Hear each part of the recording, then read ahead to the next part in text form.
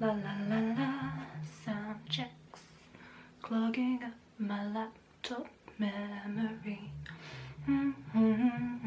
Hello everyone, how are you all? I hope you're well. Today I'm filming quite a popular video here on BookTube, but one that I thought would be good for you to get to know me a bit more, and it's the 7 bookish facts about me. So my favourite independent bookshop. My favourite independent bookshop is a place called Book Cave, and it's located in the Yards in Kettering.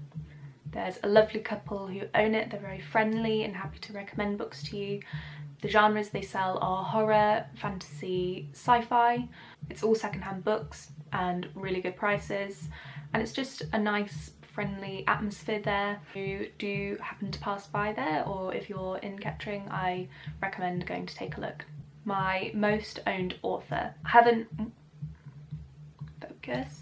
haven't been through all my books and counted, but I think my most owned author is Roald Dahl. I loved him when I was a child. He was one, well, actually I still love his books now, I just don't read them anymore. I absolutely love his stories, and he was one of my favourite authors when I was younger, so I have a few of his books. I got a set of them for Christmas once. I think he's great. A book I can read over and over again. This would be Animal Farm by George Orwell. I really enjoyed the story, and the ending always gives me that feeling of, oh, there was a message in this. I mean, you can kind of tell the message, I think, as you're going through, but the last sentence is written so beautifully, you just get a real... If you've read it, you probably know what I mean, and if you haven't, I would highly recommend you to. I'm not going to tell you what the last sentence is, because I don't want to ruin it, but it is good, trust me. Which leads me quite well onto my next fact, which is a book I would recommend to anyone and everyone. It's The Bell Jar by Sylvia Plath. I feel like Plath gets written off a lot of times as being just depressing, but I love her writing because she just manages to put her finger on exact descriptions. I don't know how she does it, but I always know exactly the feeling she is trying to convey. Her writing is so beautiful, and I like The Bell Jar. Even though it's a sad story, it is a nice story to read. It's definitely one that will give you a new perspective of mental illness if it's not something you regularly look into. My favourite place to read. I'm more of somebody who reads little and often rather than big chunks of time, but usually when I sit down to read or lie down, I am in bed. So I'll read in bed either first thing in the morning or last thing in the day before I go to sleep. Find either of these times it's quite a relaxing thing. It either eases you into waking up or settles you down to sleep. I don't think there's too much more to say on that. I think most people read before going to sleep for the same reason. The most books I've ever read in 24 hours.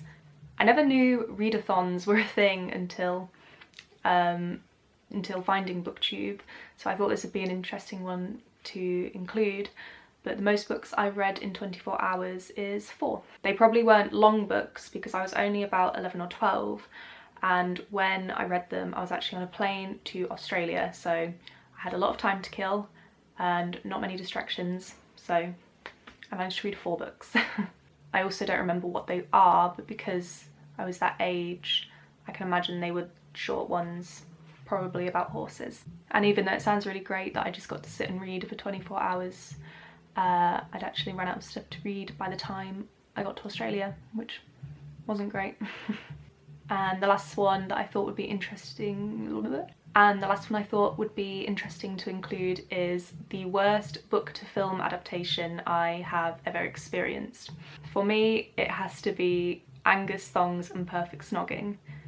It is not a bad film, I think it's a good film, but the way I imagined everything when I was reading the novel was just the complete opposite of what I got in the film. I think the biggest difference for me was when I read the novel, I imagined Georgie to be a young adult, whereas in the film she was more of a teenager. It was a bit more cheesy. But like I said, it's not a bad film. I did enjoy the film, but I just thought the novel was a lot better, and that's an example that just always sticks with me. If somebody asks me what do you prefer between books and films, that's always the one where I think, oh, that was so clear cut for me, whereas usually I enjoy both. And that's it. I don't have anything else to say, I don't think. If you have any questions about anything I've said, you could always leave them in the comments. And if you have watched this far, thank you for watching. I shall see you in my next video. Bye bye.